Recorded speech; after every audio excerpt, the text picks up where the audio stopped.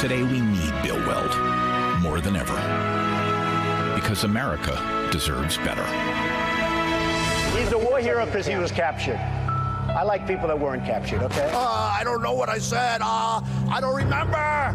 And Mexico will pay for the wall. I moved on her like a You also had people that were very fine people on both sides. I love WikiLeaks. I know nothing about WikiLeaks. America has a choice. New Hampshire, 2019. A better America starts here. It's official. President Trump has a primary challenger. Yesterday, former two-term Massachusetts Governor William Weld officially announced that he will enter the race for the 2020 Republican presidential nomination.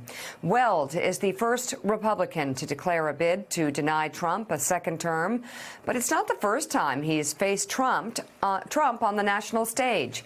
Weld ran for vice president on the 2016 Libertarian Party ticket, headed by Gary Johnson. And William Weld joins us now from New Hampshire, which will hold the first primary of the 2020 nomination contest. Good to have you on the show this morning. Governor, thanks so much for being with us. Obviously, you're engaged in a long shot campaign, but we, of course, all remember back in '91 when George H.W. Bush was in the high 80s and Bill Clinton decided to step into the race. So anything is possible, but still you're facing long odds.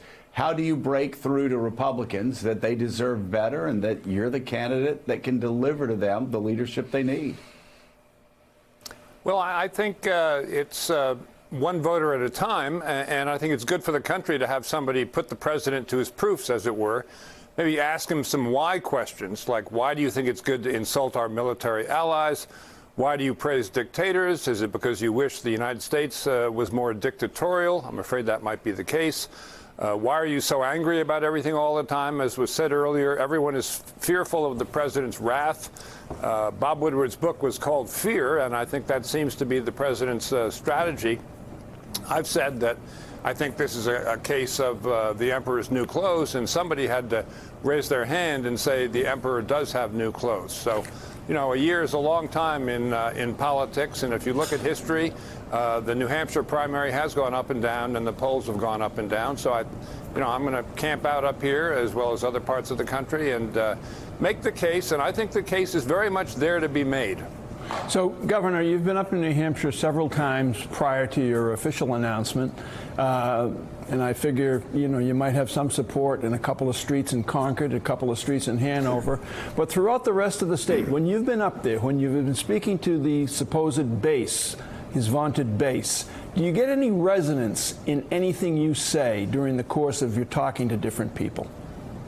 I get resonance from everybody that I talk to. Now, they're not the leadership of the Republican State Party, but those people are all taking dictation from Washington, and they're not going to be the people who are so numerous that they cast votes that's going to decide the primaries or the election. They're just the party bosses, if you will. And my strategy is going to be to enlarge the electorate, to bring in independents, to bring in millennials, Gen Xers, suburban female voters.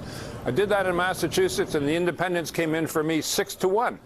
So that's a strategy that would not put so much weight on today's polls.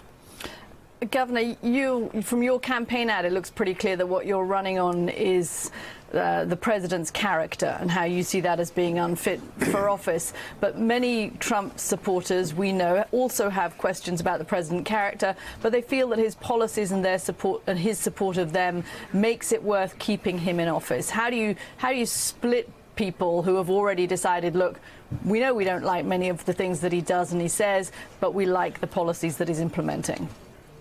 What you sometimes hear people say is, I like the president's tax cut. So do I, by the way. But I don't like his style. But it's not style. When you're as angry all the time and uncurious as this president is, it goes beyond style. It goes to policy and substance, and I think he comes out in the wrong place. For example, the president insists that global warming is a hoax. Well, does he think those scientists who did those measurements are making money off the deal and lying about the results of the scientific examination? It just betrays a lack of homework and not really thinking ahead about what to do. You know, we're going to have the White Mountains with no snow. We're going to have the oceans are going to rise. We're going to have all our seacoasts rearranged when that polar ice cap melts if nobody does anything about this. So I think to say it's a hoax and therefore that's an excuse for doing nothing, I think that's utterly irresponsible, and it's not style, it's substance. John Meacham. Governor, you're a well-known happy warrior in these climates, but how do you better a happy warrior than a miserable narcissist? Well, that's and boy, that'll get the country going, sir. But that's sort of my question: is Gene McCarthy, Ronald Reagan, Pat Buchanan? They were leading insurgent campaigns. Your pitchfork is, let's bring back the establishment. Your pitchfork is more of a 7-iron, isn't it? How do you how do you get insurgent energy when you're saying let's return to a centered place? I'm not saying let's return to anything other than the values of the party of Abraham Lincoln. I'm saying let's think ahead about what to do about artificial intelligence and robotics and drones and all the jobs we're going to lose, and let's make sure those people, the displaced workers, have the education they need to get the replacement jobs, which are going to be higher paying and have more technical requirements. So I don't hear anybody talking about that. Those should be Trump voters in a way, displaced workers, but I don't see anyone paying attention to that in Washington because they're too busy screaming at each other. So, Governor, what's the one policy that you would implement first to help those who've been displaced by a new economy, which, of course, we're talking about in 2019, but Bill Clinton was also talking about in New Hampshire in 1991? Sure. I mean, I think the first thing I would do for them is to make sure that they can get the 2 years of post-secondary education they need to compete for the new jobs. And it would be not expensive at all to make community college free for those displaced workers. And it could easily be done by a partnership between the states and the federal government. So that's the answer to that question. And it's a pretty obvious one. I think the other first thing I would do is cut spending, as I did in office as governor. Nobody in Washington seems to be interested in cutting spending at all. This president has not vetoed one dime of spending, and the reason is that he's not an economic conservative. You know, Republicans used to be known for being economic conservatives. I was ranked the most fiscally conservative governor in the United States when I was in office, and I would like to bring back some of that. Former Governor William Weld, thank you very much. Good luck to you. Great to have you on the show this morning. And up next, Nancy Pelosi is taking on the myth of AOC.